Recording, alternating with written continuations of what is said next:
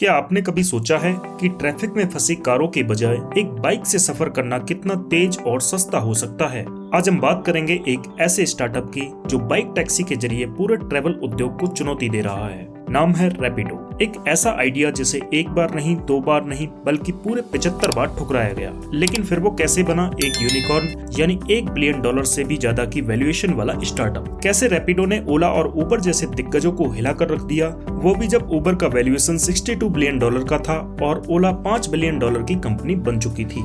आइए समझते हैं इस इंटरेस्टिंग केस स्टडी को कि क्या थी रैपिडो की वो मार्केटिंग स्ट्रेटेजीज और इस सफर में रैपिडो को किन किन कठिनाइयों का सामना करना पड़ा। इस कहानी की शुरुआत होती है 2015 से, जब 3 दोस्त पवन, अरविंद और ऋषिकेश बेंगलुरु में द कैरियर नाम की एक लॉजिस्टिक कंपनी ऑपरेट करते थे, जिसका काम ट्रकों के जरिए शहर में सामान की डिलीवरी करना होता था। काम काफी अच्छा चल रहा था। इनमें से अरविंद पहले फ्लिपकार्ट के साथ काम किया करते थे। अब जैसे जैसे भारत में ऑनलाइन डिलीवरी का ट्रेंड बढ़ रहा था, इन्होंने भी फ्लिपकार्ट और डिलीवरी जैसी बड़ी कंपनियों से हाथ मिलाया और पहले ही साल में 300 ट्रक पार्टनर्स का नेटवर्क बना लिया। लेकिन इस बिजनेस में कुछ सीमितताएं थी, क्योंकि ये मेनली B2B सेगमेंट की कंपनी थी। इस कारण से इसमें ग्रोथ की अपॉर्चुनिटी काफी लिमिटेड थी as compared to B2C segment company जो डायरेक्ट कंज्यूमर के साथ अपना बिजनेस करती है। तो यहाँ से ये तीनों दोस्त रैपिड ग्रोथ के लिए कुछ नया फिगर आउट करने की सोचते हैं। तभी उनके मन में टैक्सी सर्विसेज का आइडिया आया। ये वही टाइम था जब ओला और उबर का मार्केट में काफी बोलबाला था। ओला और उबर केवल 4 व्हीलर टैक्सी प्रोवाइडर होती थी। एक्चुअली इस टाइम पर टैक्सी का मतलब 4 व्हीलर से ही होता था। लेकिन यहाँ 2 प्रॉब्लम्स थी। पहली थी, आम लोगों के लिए कार राइड थोड़ी महंगी थी। ज्यादातर लोग डे टू डे यूज के लिए ऑफिस जाने आने के लिए पब्लिक ट्रांसपोर्ट का यूज करते थे। यहाँ भी दिक्कतें कम नहीं थी। पब्लिक ट्रांसपोर्ट का टाइमिंग बहुत ज्यादा अनप्रेडिक्टेबल होता है। दूसरी प्रॉब्लम थी जाम की। अब यह जाम सिर्फ मेट्रो सिटीज तक ही सीमित नहीं था। लोगों के पास गाड़ियां बढ़ने लगी थी। टियर 2 और टियर 3 सिटीज में भी जाम की प्रॉब्लम आने लगी थी। लेकिन यहाँ अगर हम बाइक राइड की बात करें तो ये एक बेसिक नीड थी। टियर 2 और टियर 3 सिटीज के अंदर आज भी बाइक्स का इस्तेमाल सबसे ज्यादा होता है। कुछ रिपोर्ट्स के अनुसार इंडिया में सबसे ज्यादा 2 व्हीलर्स हैं और इनमें से मैक्सिमम 80 to 90% सोलो राइड्स के लिए यूज होते हैं। यहीं से फाउंडर्स को एक आइडिया आया कि क्यों ना बाइक को टैक्सी के रूप में यूज किया जाए, जिससे कि इस खाली पड़ी सीट का भी यूज हो। फाउंडर्स ने सोचा कि बाइक टैक्सी एक सस्ता और तेज विकल्प बन सकता है, जो कि अफोर्डेबल भी है और भीड़ भाड़ वाले इलाकों में काफी प्रैक्टिकल साबित हो सकता है। इसके अलावा 2 व्हीलर टैक्सी में कोई कंपटीशन भी नहीं था, तो यहाँ इनके पास फर्स्ट मूवर वाला एडवांटेज भी था। बस इसी आइडिया पर इन्होंने काम किया और बना दिया एक ऐसा प्लेटफॉर्म जहां कोई भी अपनी राइड दे सके। 2015 में कुछ इस तरह रैपिडो का जन्म हुआ। इसे कुछ समय तक बूटस्ट्रैप यानी सेल्फ फंडेड ही रखा गया। एक अच्छी शुरुआत थी, लेकिन कुछ समय बाद ही बिजनेस को स्केल अप करने के लिए और भी ज्यादा फंड्स की जरूरत पड़ने लगी। लेकिन सबसे बड़ी प्रॉब्लम ये थी कि इन्वेस्टर्स को कैसे मनाया जाए। जहां एक तरफ ओला और उबर अपनी नई नई स्ट्रेटेजीज का यूज करके अपने बिजनेस को बहुत तेजी से एक्सपेंड कर रहे थे, फंडिंग्स की भी कोई कमी नहीं थी, नए नए ड्राइवर्स को जोड़ने के लिए अच्छा इंसेंटिव दिया जा रहा था और ये सक्सेस भी था। बहुत सारे लोग अपनी नौकरी छोड़कर लोन पर गाड़ियां लेकर ओला उबर के ड्राइवर बन रहे थे। इसके अलावा कस्टमर्स को भी अच्छे खासे डिस्काउंट दिए जा रहे थे ताकि लोग उनकी सर्विसेज का ज्यादा से ज्यादा यूज करें। तो यहाँ पर इन 2 वेल एस्टेब्लिश कंपनियों के बीच, जिनके पास टैक्सी सर्विसेज का लगभग 90% शेयर था, उनके बीच एक नए प्लेयर को जगह बना पाना बड़ा मुश्किल था। इसी के चलते फाउंडर्स चाहते थे कि उनको जल्दी से जल्दी फंडिंग मिल जाए ताकि वो इन वेल एस्टेब्लिश कंपनियों के साथ कम्पीट कर सकें। इसके लिए उन्होंने बहुत सारे इन्वेस्टर्स से संपर्क किया, लेकिन असफलता ही मिली। किसी ने कहा बाइक टैक्सी इंडिया में नहीं चलेगी, यह केवल एक पार्ट टाइम आइडिया है, न कि फुल टाइम स्टार्टअप। किसी ने सवाल उठाया कि सेफ्टी मैनेज कैसे करोगे, क्या कभी भारत में महिलाएं अजनबी पुरुषों के साथ राइड करना पसंद करेंगी। यह भी एक काफी बड़ी प्रॉब्लम थी। लेकिन कुछ समय पहले ही रैपिडो ने इसका भी एक स्मार्ट सॉल्यूशन निकाला, जिसकी चर्चा हम वीडियो में आगे करेंगे। इतने सारे रिजेक्शंस के बाद भी फाउंडर्स ने कभी हार नहीं मानी। वो लगातार कोशिश करते रहे और फाइनली उनको सफलता मिली। उनको 3 इन्वेस्टर्स ऐसे मिले जिन्होंने न केवल उनके आइडिया को सराहा, बल्कि उनको फंडिंग भी प्रोवाइड की। इनमें से पहले थे शादी.com के फाउंडर अनुपम मित्तल, दूसरे थे अनअकैडमी के फाउंडर गौरव मुंजाल तीसरे स्नैपडील के फाउंडर कुणाल बहल। लेकिन इसके कुछ समय बाद यहाँ एंट्री होती है हीरो मोटोकॉर्प के चेयरमैन पवन मुंजाल की। उन्होंने न केवल इसमें इन्वेस्ट किया बल्कि अपने लंबे एक्सपीरियंस के आधार पर एक सलाह भी दी कि रैपिडो को टियर 2 और टियर 3 सिटीज में अपने ऑपरेशंस को एक्सपेंड करना चाहिए।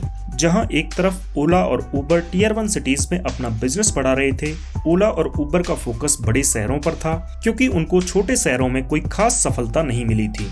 इसका कारण था कि टियर 2 और टियर 3 सिटीज में लोगों की इनकम एवरेज से कम होती है और लोग यहाँ ज्यादा पैसे खर्च नहीं कर सकते। इंडिया की मैक्सिमम पॉपुलेशन टियर 2 और टियर 3 सिटीज से ही आती है, जहां ज्यादातर लोग अपने 2 व्हीलर के अलावा पब्लिक ट्रांसपोर्ट का यूज करते हैं और पब्लिक ट्रांसपोर्ट से ट्रेवल करना काफी ज्यादा टाइम कंज्यूमिंग होता है।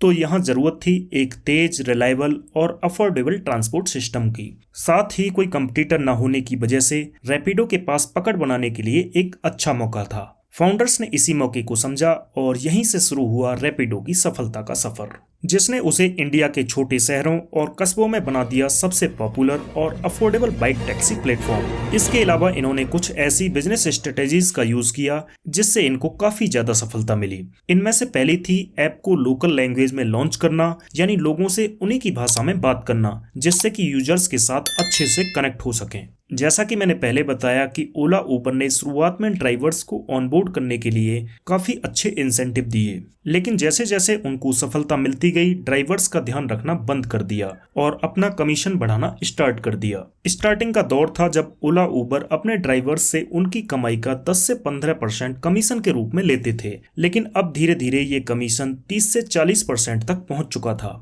अब इस बात की ड्राइवर्स के अंदर नाराजगी तो थी, लेकिन वो कुछ इस तरह फंस चुके थे कि उनके पास ओला उबर के साथ काम करने के सिवाय कोई और चारा नहीं था, क्योंकि बहुत सारे लोगों ने ओला उबर्स के लुभावने ऑफर्स के चलते लोन पर गाड़ियां ली हुई थीं और आखिर उनकी ईएमआई भी तो पे करनी थी। लेकिन दूसरी तरफ रैपिडो के ड्राइवर्स, जिनको वो कैप्टन कहते हैं, उस टाइम पर रैपिडो ने इनकी इसी परेशानी को समझा। जहां ओला उबर के ड्राइवर अगर 2000 कमा रहे थे तो उनको नॉर्मली 30% कमीशन के रूप में देना पड़ रहा था, यानी 600 रुपए उनको केवल प्लेटफॉर्म यूज करने के लिए देने पड़ रहे थे। इसके अलावा भी तो गाड़ी को मेंटेन करने के लिए काफी सारे खर्चे होते हैं, पेट्रोल का खर्चा अलग से। तो इतने हाई कमीशन के चलते कैब ओनर्स को कोई ज्यादा फायदा नहीं हो रहा था। दूसरी तरफ रैपिडो एक पार्ट टाइम ऑफर लेकर आया कि ऐसे लोग जो कहीं भी जॉब करते हैं, उनके पास कुछ घंटे भी फ्री हैं, वो रैपिडो के कैप्टन बन सकते हैं और एक साइड इनकम जनरेट कर सकते हैं। उस टाइम पर रैपिडो ने अपने कैप्टन से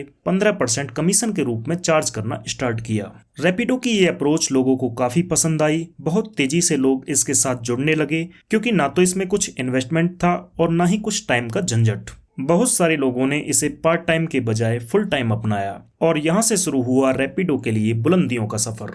लेकिन कहते हैं कि जहाँ सफलता होती है वहाँ कुछ ना कुछ चुनौतियां जरूर होती हैं। इस कहानी में भी कुछ ऐसा ही हुआ। अक्टूबर 2018 की एक टाइम्स ऑफ इंडिया की रिपोर्ट के अनुसार कोयम्बटूर के रीजनल ट्रांसपोर्ट डिपार्टमेंट ने रैपिडो की 9 से ज्यादा बाइक्स को सीज कर लिया, क्योंकि ये वहां बिना किसी परमिट के बाइक टैक्सी सर्विसेज ऑपरेट कर रहे थे। ये तो केवल शुरुआत थी, अभी रैपिडो के लिए बहुत सारी चुनौतियां बाकी थीं। अभी रैपिडो अपने कोयम्बटूर वाले मामले को सुलझा ही रहा था कि इतने में ही एक और संकट आता है।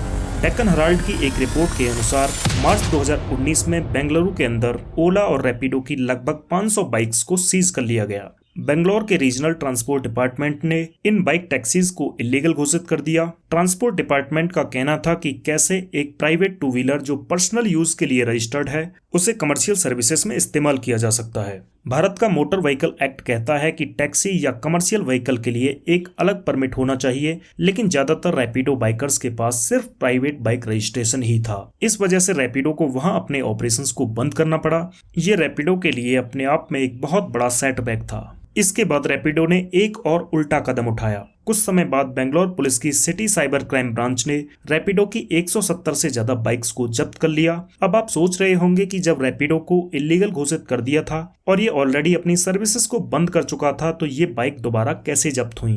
क्या रैपिडो अभी भी यहाँ इलीगली तरीके से ऑपरेट कर रहा था? तो जी हाँ, रैपिडो के कैप्टन्स इस बार भेस बदलकर टैक्सी सर्विसेज प्रोवाइड करा रहे थे।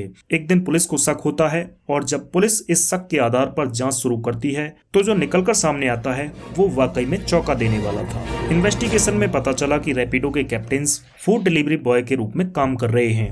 उनके पास फूड डिलीवरी का बैग भी है और कुछ लोगों ने तो यूनिफॉर्म तक पहनी हुई है, लेकिन वो फूड डिलीवरी ना करके बाइक टैक्सी सर्विसेज प्रोवाइड करा रहे हैं। पुलिस को जैसे ही पता चला, उन्होंने तुरंत रैपिडो की 170 बाइक्स को जब्त कर लिया और उसके बाद कंपनी पर लीगल एक्शन भी लिया गया। लेकिन मुसीबतें यहीं खत्म नहीं हुई। इसके बाद जुलाई 2019 में मद्रास हाई कोर्ट का फैसला आता है, जिसमें पूरे तमिलनाडु में रैपिडो के ऑपरेशंस को बैन कर दिया गया। साथ ही रैपिडो की iOS एप्लीकेशन को ऐप स्टोर से भी हटा दिया गया, जिसके बाद रैपिडो को काफी ज्यादा नुकसान हुआ। यानी इस पर एक के बाद एक चुनौतियों का पहाड़ टूट रहा था। लग रहा था कि इन सारी प्रॉब्लम्स के चलते अब ये सरवाइव नहीं कर पाएगा। लेकिन कहते हैं कि बुरा वक्त सब पर आता है, कोई बिखर जाता है तो कोई निखर जाता है। कुछ समय बाद अगस्त 2019 में रैपिडो के लिए एक राहत भरी खबर आई। मद्रास हाई कोर्ट ने रैपिडो पर लगाए गए बैन को हटा लिया और रैपिडो को उस टाइम तक अपने ऑपरेशंस को रिज्यूम करने की परमिशन दे दी, जब तक कि गवर्नमेंट इस पर कोई रेगुलेशन नहीं बनाती। इस फैसले से रैपिडो को बहुत बड़ा रिलीफ मिला और उन्होंने अपने ऑपरेशंस को तमिलनाडु में दोबारा से स्टार्ट कर दिया। इसके बाद कंपनी ने एक और नए माइलस्टोन को अचीव किया। अक्टूबर 2020 में रैपिडो ने बाइक टैक्सी सर्विसेज से आगे बढ़कर ऑटो रिक्शा सर्विसेज की शुरुआत की। यहाँ इन्होंने एक और बेहतरीन मार्केटिंग स्ट्रेटजी का यूज किया, वो थी जीरो कमीशन मॉडल। इस मॉडल में जो भी ऑटो ड्राइवर इनके प्लेटफॉर्म को यूज करना चाहते थे, उनको हर राइड पर कमीशन देने के बजाय एक डेली सब्सक्रिप्शन फी देनी होती थी। और ये डेली सब्सक्रिप्शन फी भी काफी कम थी, 5 रुपए से लेकर 29 रुपए के बीच। इनकी ये स्ट्रेटेजी काफी ज्यादा सफल रही, इतनी सफल कि इसकी लॉन्चिंग के महज 5 महीने के अंदर ही इन्होंने 10 लाख ऑटो राइड्स को कंप्लीट कर लिया।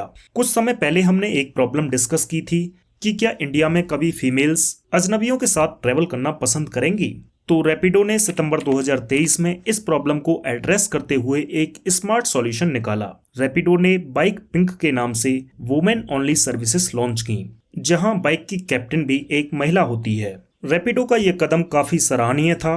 हालांकि इन्होंने ये सर्विस अभी केवल चेन्नई में स्टार्ट की है और by the end of this year ये इसे बेंगलुरु में स्टार्ट करने का प्लान कर रहे हैं। 3 व्हीलर की सफलता के बाद दिसंबर 2024 में रैपिडो अपने नेक्स्ट माइलस्टोन की तरफ बढ़ा। रैपिडो ने ओला और उबर के साथ डायरेक्ट compete करने के लिए 4 व्हीलर टैक्सी सर्विसेज की भी शुरुआत कर डाली, ताकि वो एक ही प्लेटफॉर्म पर अलग अलग ट्रांसपोर्ट ऑप्शंस प्रोवाइड कर सकें। लेकिन इस सेगमेंट में किसी भी नए प्लेयर के लिए पेनिट्रेट कर पाना बड़ा मुश्किल था। यहाँ इन्होंने ओला उबर्स की कमजोरी को पकड़ा कि ड्राइवर्स ओला उबर के साथ काम करके उनके कमीशन मॉडल से खुश नहीं थे।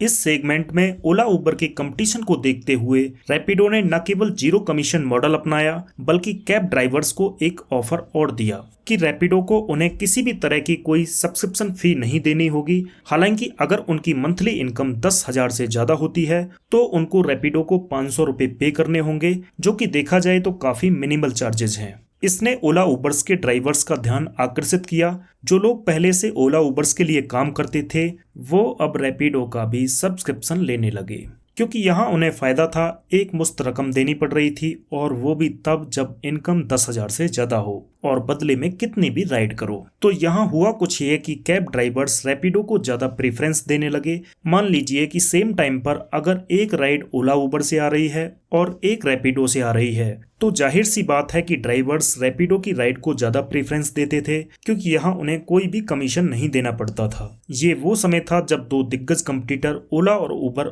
ऑलरेडी अपनी पकड़ बनाए हुए थे, तो यहाँ मार्केट में पेनिट्रेट कर पाना मुश्किल था। लेकिन इस मॉडल की वजह से रैपिडो कामयाब हुआ और उसको बहुत जल्द ड्राइवर्स को ऑनबोर्ड करने में सफलता मिली। अभी करंटली इंडिया में बाइक टैक्सी सर्विसेज के मार्केट शेयर की बात करें तो रैपिडो इसमें काफी अच्छे मार्जिन से डोमिनेट करता है। लगभग 56% मार्केट शेयर इनके पास है। ये टाइम टू टाइम वेरी करता है, जबकि ओला उबर दोनों को मिलाकर इस सेगमेंट में 10% मार्केट शेयर भी नहीं है। अगर यहाँ हम ऑटो रिक्शा के मार्केट शेयर की बात करें तो वो भी रैपिडो के पास सिग्निफिकेंट है। हालांकि रैपिडो इसमें लीडर नहीं है, यहाँ लीडर है उबर 40% मार्केट शेयर के साथ। दूसरे नंबर पर आता है रैपिडो 31% मार्केट शेयर के साथ, और फिर ओला 26% मार्केट शेयर।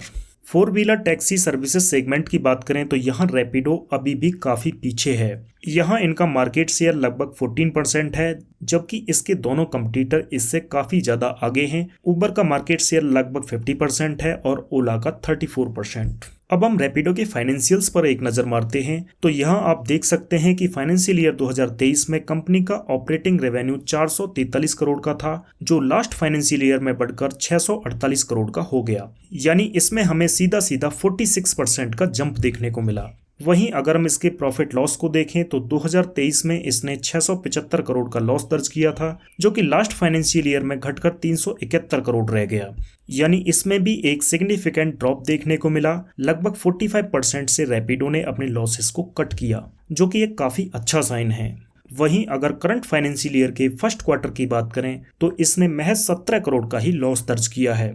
तो कुल मिलाकर ग्रोथ अच्छी है, लेकिन चुनौतियां अभी भी कम नहीं हैं। रैपिडो अपने आप को एक सॉफ्टवेयर प्रोवाइडर कहता है, जबकि इसके कंपटीटर एक कैब एग्रीगेटर के रूप में काम कर रहे हैं और उसके लिए उनके पास रिक्वायर्ड लाइसेंसिंग भी है। ऐसे में अगर गवर्नमेंट रूल्स को स्ट्रिक्ट करती है तो रैपिडो प्रॉब्लम में फंस सकता है। अभी पिछले कुछ समय में हमने ये भी देखा कि रैपिडो के बहुत सारे कैप्टन्स खुश नहीं हैं।